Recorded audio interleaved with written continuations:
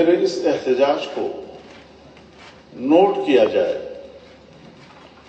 کہ ہماری گفتگو قوم کو براہ راست نہیں سنائی دی جا رہی ہے۔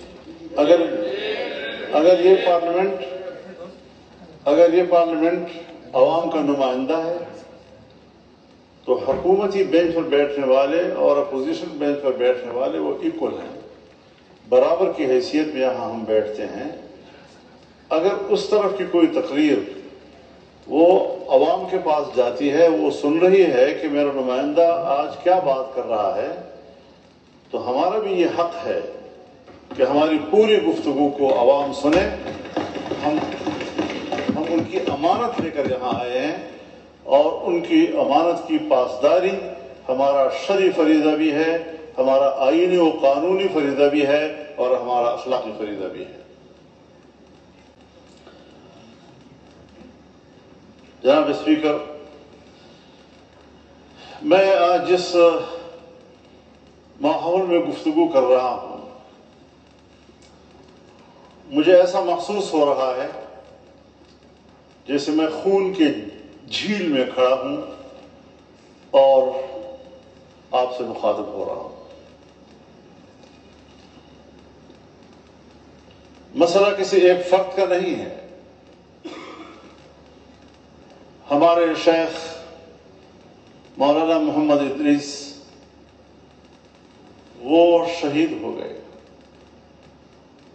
وہ ہمارے صوبائی اسمبلی کے ممبر رہ چکے تھے۔ ان کے سسر قومی اسمبلی کے رکن رہ چکے تھے، مولانا حسن جان شہید۔ مولانا معراج الدین اس پارلیمنٹ کے رکن رہے، شہید ہو چکے ہیں۔ مولانا نور محمد صاحب وانا کے وہ اس پارلیمنٹ کے رکن رہے ہیں اور وہ شہید ہو چکے ہیں۔ باقی جو ہمارے اکابر علماء ہیں، جو میرے لیے میرے استاد کا مقام رکھتے ہیں، وہ دہشت گردی کے بھیڑ چڑھ چکے ہیں اور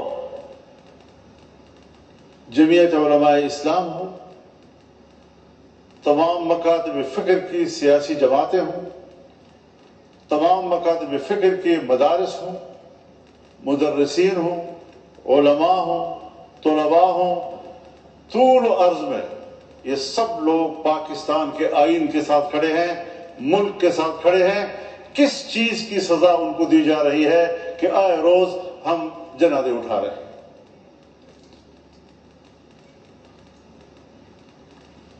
باجوڑ میں ہم نے ایک جلسے کے اندر 80 جنازے اٹھائے۔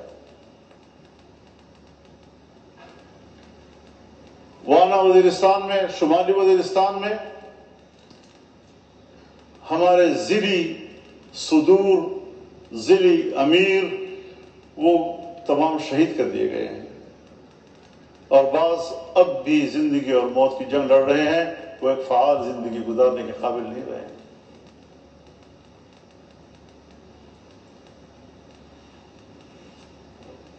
پندرہ 20 سال ہو گئے، آپریشنز ہیں کہ ہم دیکھ رہے ہیں، کبھی کسی نام سے تو کبھی